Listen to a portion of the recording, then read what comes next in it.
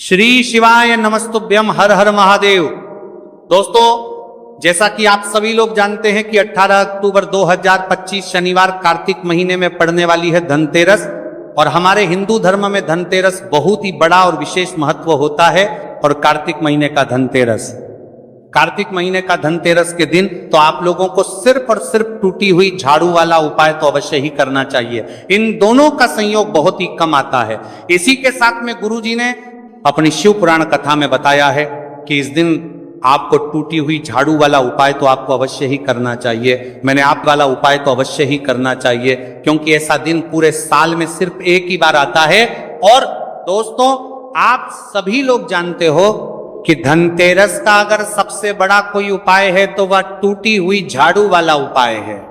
तो दोस्तों, धनतेरस के दिन आप लोगों को इस टूटी हुई झाड़ू वाला उपाय को जरूर करना है।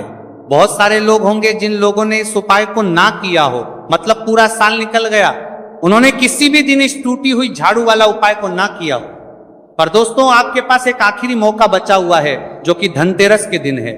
इस दिन आप लोगों को इस वाले उपाय को जरूर कर लेना है। भले ही आपने पूरे महीने भर इस उपाय को ना किया हो, पर अगर आपने इस कार्तिक महीने के धनतेरस के दिन अगर इस वाले उपाय को कर लिया तो आपको इस उपाय को करने का वह फल मिलेगा जिसकी आपने कभी कल्पना भी नहीं करी होगी। इसीलिए आप लोग इस वाले उपाय को एक बार जरूर कर लेना है, ताकि आप लोगों के हाथ से यह मौका ना जा सके और आपको इस उपाय को करने का फल मिलेगा।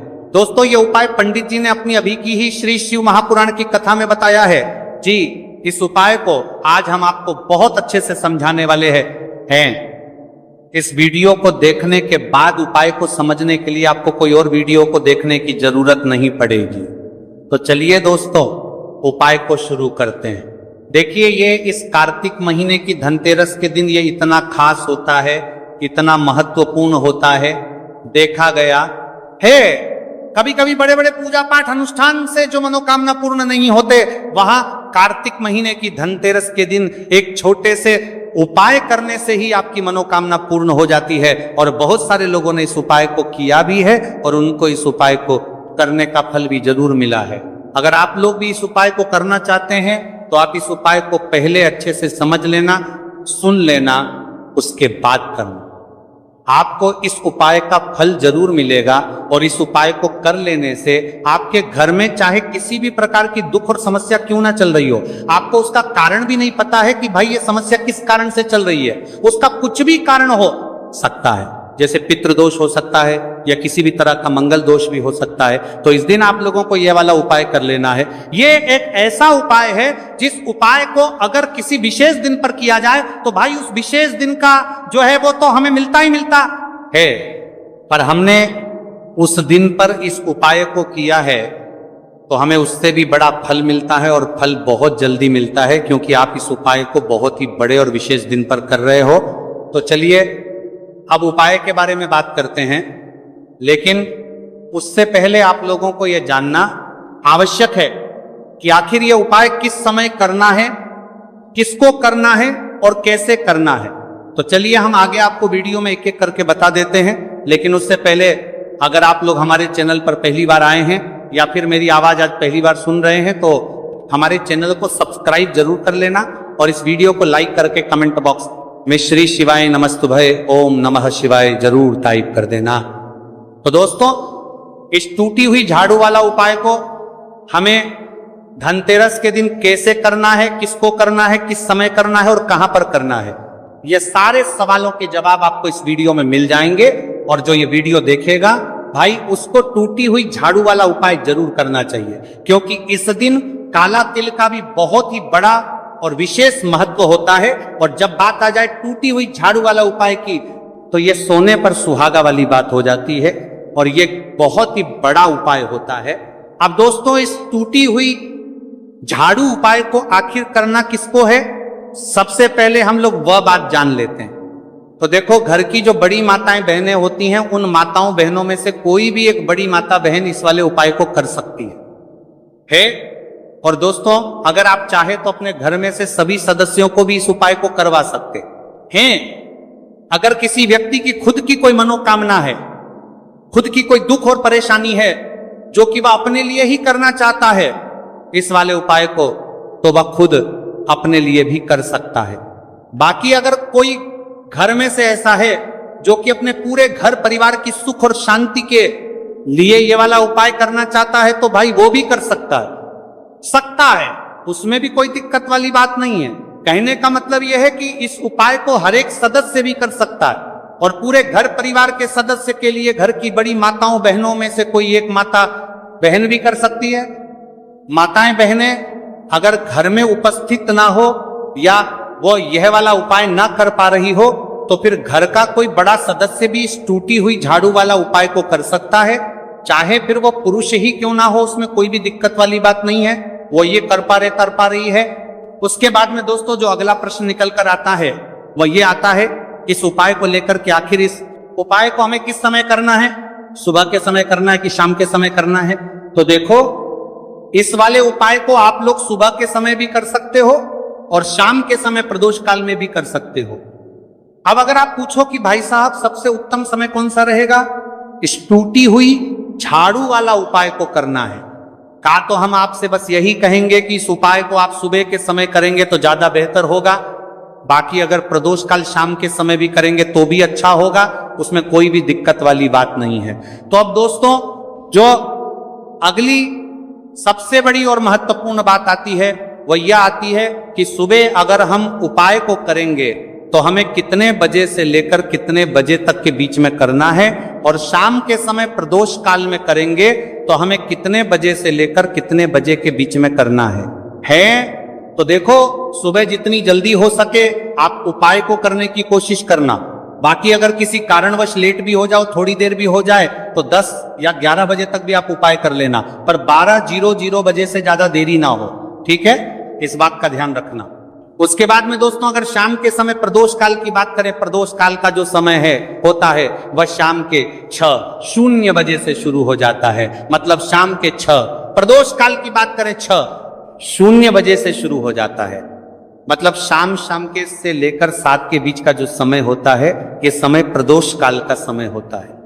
तो आप इस उपाय को 7 या 8:00 बजे के बीच में भी कर सकते हो। मतलब शाम के 6 बजे से रात 8:00 बजे के बीच में आप कभी भी इस वाले उपाय को कर सकते हो, उसमें कोई भी दिक्कत वाली बात नहीं है। देखिए यदि हम किसी भी प्रकार के उपाय को निश्चित दिन और निश्चित तिथि पर करते हैं तो इसका हमें बहुत अधिक लाभ मिलता है और इन उपायों को करने के बाद हमारे जीवन में बहुत अधिक परिवर्तन आता है। साथ ही साथ ये जो ऊपर में परिवर्तन पाए आपके जीवन की सारी परेशानियों को और सारी बाधाओं को दूर करने वाले हैं। सबसे पहले आप सभी को धनतेरस, दीपावली एवं छठ पूजा की हार्दिक शुभकामनाएं। माता बहनों सोना चांदी नहीं खरीद सकते तो धनतेरस पर करें। इन चीजों की खरीदारी मां लक्ष्मी होगी प्रसन्न। माता बहनों साल 2025 में धनतेरस कब है, धनतेरस में पूजा का शुभ मुहूर्त क्या है और धनतेरस में नई वस्तुएं खरीदने का शुभ मुहूर्त क्या है, बर्तन कौन से खरीदना चाहिए, सोना या चांदी खरीदना जरूरी है, झाड़ू कौन सी खरीदें, झाड़ू दीपावली पर या फिर धनतेरस पर किस दिन खरीदना चाहिए, इन सभी सवालों के जवाब आज की वीडियो में हम आपको बताएंगे। भाइयों माता रानी की कृपा से मैं कह सकता हूं कि आप धनवान ना बन जाए तो मुझे बताना। अगर आप इस वीडियो को पूरा देख लेंगे तो मेरा यकीन मानिए आपको दुनिया की कोई ताकत धनवान बनने से रोक नहीं सकती, क्योंकि माता लक्ष्मी स्वयं कहती है मैं उसी घर में जाती हूं जिस घर में ये 5 चीजें खरीदी जाती हैं। यानी कि धनतेरस पर आप 5 चीज खरीद कर जरूर ले आए, आपकी किस्मत बदल जाएगी, आपके जीवन से गरीबी हमेशा के लिए नष्ट हो जाएगी, आपके जीवन से 5 के 7 हमता के अंत खरीद करगी में सुख समृद्धि की प्राप्ति होगी, धन दौलत की प्राप्ति होगी। माताएं बहनें कुछ लोग यहाँ पर ऐसे भी होंगे जो इस वीडियो को बीच में ही छोड़ देंगे, इन बातों पर ध्यान न देकर फालतू की वीडियो में ज्यादा ध्यान देंगे। इस वीडियो को आपको छोड़ना ही है तो अभी छोड़ देना, परंतु वीडियो को बीच में छोड़कर दीपावली के इस समय पर मां लक्ष्मी का अपमान कभी मत करना। अगर आपने ये वीडियो को पूरा देख लिया तो धनवान बनने से आपको विधाता भी रोक नहीं पाएगा। स्वयं माता रानी चलकर आपके घर आएंगे और आपकी जो भी इच्छा है, मनोकामना है वो पूरी कर देगी। इसीलिए सच्चे हृदय से इस वीडियो को लाइक जरूर कर दीजिए और कमेंट बॉक्स में जय लक्ष्मी माता जरूर लिख दीजिए। देखिए साल 2025 में धनतेरस किस दिन मनाया जाएगा। इस दिन धन्वंतरी देव, लक्ष्मी जी और कुबेर महाराज की पूजा की जाती है। तो आइए जानते हैं धनतेरस पर शुभ मुहूर्त। दिवाली का त्योहार हिंदू धर्म के प्रमुख त्योहारों में से एक है। हम सभी लोग दिवाली और उसके आसपास पड़ने वाले त्योहारों का पूरे साल भर इंतजार करते हैं। दिवाली को दीपों का त्योहार और रोशनी का त्योहार कहा जाता है। यह पर्व पूरे 5 दिन तक चलता है। दीपावली से ठीक पहले धनतेरस का पर्व मनाया जाता है। दिवाली के इस 5 दिवसीय त्योहार की शुरुआत धनतेरस के साथ ही होती है। इस दिन भगवान गणेश और धन्वंतरी की पूजा अर्चना का विधान है। इस दिन खरीदारी करना भी बेहद शुभ माना जाता है। इस शुभ अवसर पर भगवान कुबेर की पूजा और नई चीजों को खरीदारी करने से साल भर घर में धन और समृद्धि बनी रहती है। परंपरा के अनुसार धनतेरस के दिन सोना, चांदी, बर्तन, वाहन और वस्त्र की खरीदारी करना अत्यंत शुभ माना जाता है। मानता है कि इससे माता लक्ष्मी और धन के देवता कुबेर प्रसन्न होते हैं, लेकिन इतनी महंगी चीज खरीदना सभी के लिए संभव नहीं होता। हमारे शास्त्रों में कुछ ऐसी सस्ती वस्तुओं का भी वर्णन है जिसकी खरीदारी से माता लक्ष्मी अत्यधिक प्रसन्न होती है। ऐसा माना जाता है अगर आप इस दिन खरीदारी करते हैं तो आपकी संपत्ति में 13 गुना की वृद्धि होती है। धनतेरस का पर्व कार्तिक मास के कृष्ण पक्ष की त्रयोदशी तिथि के दिन मनाया जाता है। धनतेरस पर पूजा का शुभ मुहूर्त, पूजा का शुभ समय। धनतेरस के दिन संध्या काल 7:16 से लेकर संध्या काल 8:20 से है। इस समय भगवान धन्वंतरी की पूजा कर सकते हैं।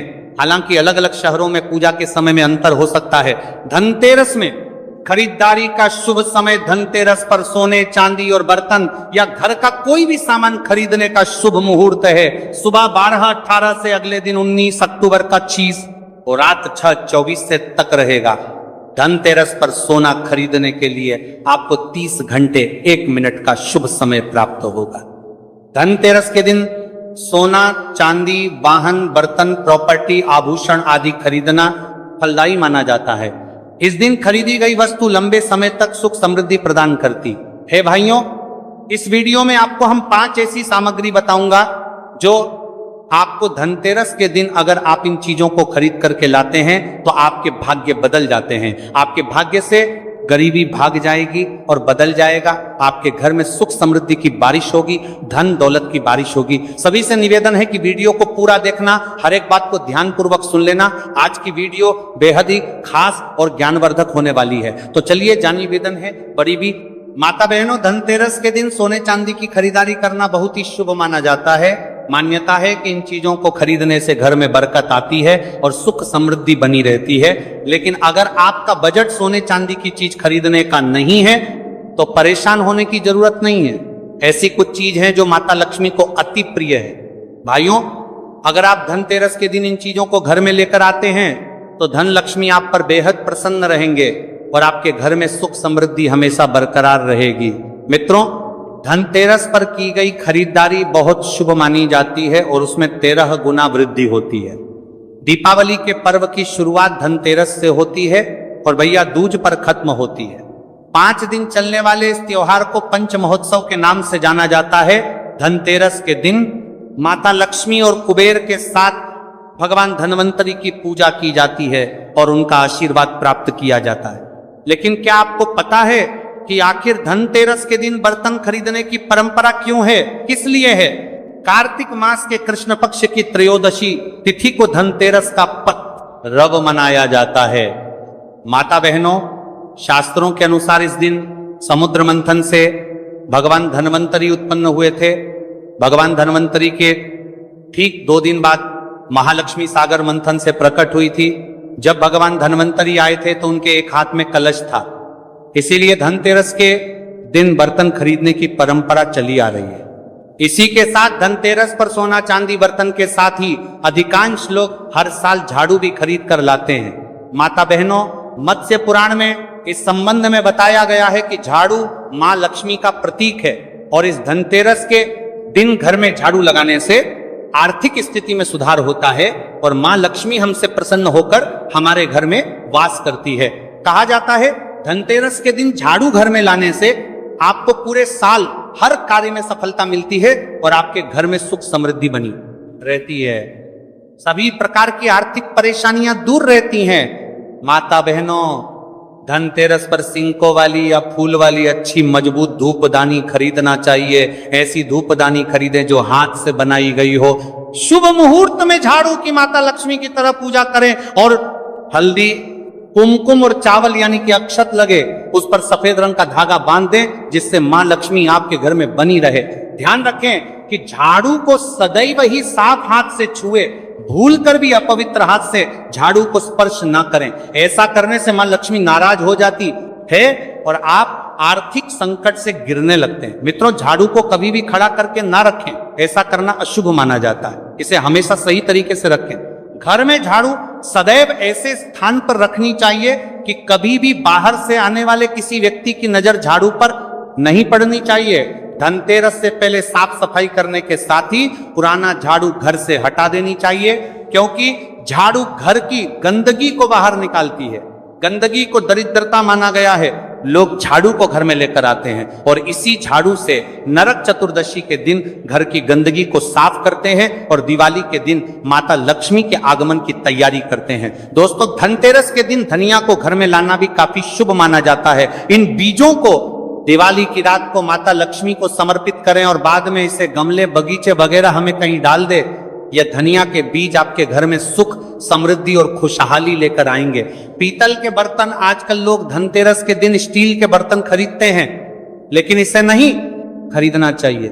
इस दिन पीतल के बर्तन खरीदना शुभ होता है। कहा जाता है कि समुद्र मंथन के समय जब भगवान धनवंतरी प्रकट हुए तो उनके हाथ में पीतल का पात्र था। धनतेरस के दिन पीतल बर्तन लाने से घर में बरकत होती है। गोमती चक्र मां लक्ष्मी को बेहद प्रिय है।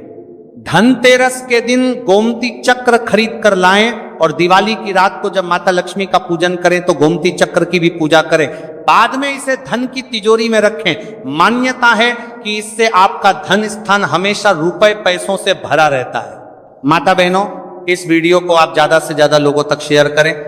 देखिए, धनतेरस को समृद्धि का प्रतीक माना गया है। धनतेरस के दिन घर में थोड़े चावल जरूर लेकर आए।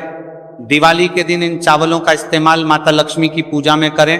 बाद में थोड़े से चावल को एक छोटी सी पोटली में बांधकर तिजोरी में रख दें और झड़े हुए थोड़े चावल को घर के अनाज में मिला दें। इससे आपके घर में सुख समृद्धि हमेशा बनी रहेगी। माता लक्ष्मी का पूजन होता है। धनतेरस के दिन गणेश लक्ष्मी की मूर्ति घर में लेकर आए। दिवाली के दिन उनकी विधिवत पूजा करें। माता बहनों, श्री गणेश जी को ज्ञान और विवेक का प्रतीक माना गया है और रमाता लक्ष्मी को धन की देवी कहा गया है। जहां स्वच्छता के साथ धन लक्ष्मी का आगमन होता है, वहां सब कुछ मंगल ही मंगल होता है। दोस्तों, बर्तनों को सफलता के प्रतीक के रूप में देखा जाता है और धनतेरस के दौरान बर्तन खरीदने से आपको सफलता प्राप्त करने में मदद मिलने की मान्यता है। आप चांदी, तांबा, पीतल, यहां तक कि मिट्टी की रसोई के बर्तन भी खरीद सकते हैं। जब आप भगवान की पूजा करें तो अपने बर्तन कभी खाली ना रखें। इसे हमेशा चावल, दाल के दोनों से भरा रखें। इस दिन उत्तर पूर्व दिशा में घी का दिया जलाएं। दिया की लो से नकारात्मक ऊर्जा दूर होती है और घर का माहौल सुखद, शांतिपूर्ण और आनंदमय होता है। दोस्तों, धनतेरस पर सोना चांदी खरीदना क्यों शुभ माना जाता है? धनतेरस के दिन भगवान कुबेर और देवी लक्ष्मी की पूजा की जाती है। धनतेरस का अर्थ धन और समृद्धि है, इसलिए इसे सोना, चांदी और बर्तन जैसी अन्य उपयोगी वस्तुएं खरीदने के लिए शुभ माना जाता है। कई लोग इस दिन अपना पैसा सोने में निवेश करते हैं और कई लोग आभूषण के रूप में सोना और चांदी लाते हैं, क्योंकि इन चीजों को घर लाना सबसे शुभ माना जाता है। सोना और चांदी खरीदना सौभाग्य का प्रतीक है और सबसे पहले इसे धन और समृद्धि के देवता भगवान कुबेर और देवी लक्ष्मी को चढ़ाते हैं और इसे अपने लॉकर में रखते हैं। माता बहनों, अभी तक आपने वीडियो को लाइक ना किया हो तो लाइक जरूर ही कर दीजिए और कमेंट में जय लक्ष्मी माता जरूर लिख दीजिए। तो चलिए अब जान लेते हैं धनतेरस के दिन कौन सी चीजें हमें भूलकर भी नहीं खरीदना चाहिए। 5 दिवसीय पर्व दिवाली का प्रथम दिन होता है धनतेरस। इस दिन धन के देवता कुबेर और भगवान धनवंतरी की पूजा की जाती है। सुख, समृद्धि और अच्छे जीवन के लिए धनतेरस का दिन सबसे अच्छा होता है। इस दिन धनतेरस पर कुछ चीजों को खरीदने से बचना चाहिए। नहीं तो घर में दरिद्रता आती है। तो चलिए उन चीजों के बारे में भी जान लेते हैं जिन्हें धनतेरस पर खरीदने से बचना चाहिए। धनतेरस के अवसर पर सोना, चांदी, पीतल, आभूषण, नए बर्तन, नए कपड़े, धनिया और ना झाड़ू खरीदना काफी शुभ होता है। लेकिन इस दिन काला या गहरे रंग की वस्तुएं, चीनी मिट्टी से बने बर्तन, कांच, एल्यूमिनियम और लोहे से बनी वस्तुओं को खरीदने से बचना चाहिए। धनतेरस के दिन भूल कर भी धारदार वस्तुएं बिल्कुल ना खरीदें। धारदार जैसे चाकू, कैंची आदि मान्यता है कि इस चीजों को खरीदना बेहद ही अशुभ माना जाता है। इसीलिए इस उपाय को बताया है ताकि सनातन धर्म के यह उपाय सभी जगह फैल सके। इस वीडियो को आप ज्यादा से ज्यादा लोगों तक शेयर कीजिए ताकि उन सभी को इसका पूरा फल प्राप्त हो सके। और अगर आपको यह वीडियो पसंद आई है तो वीडियो को लाइक कर दें। चैनल पर नए हैं तो चैनल को सब्सक्राइब जरूर करें ताकि सभी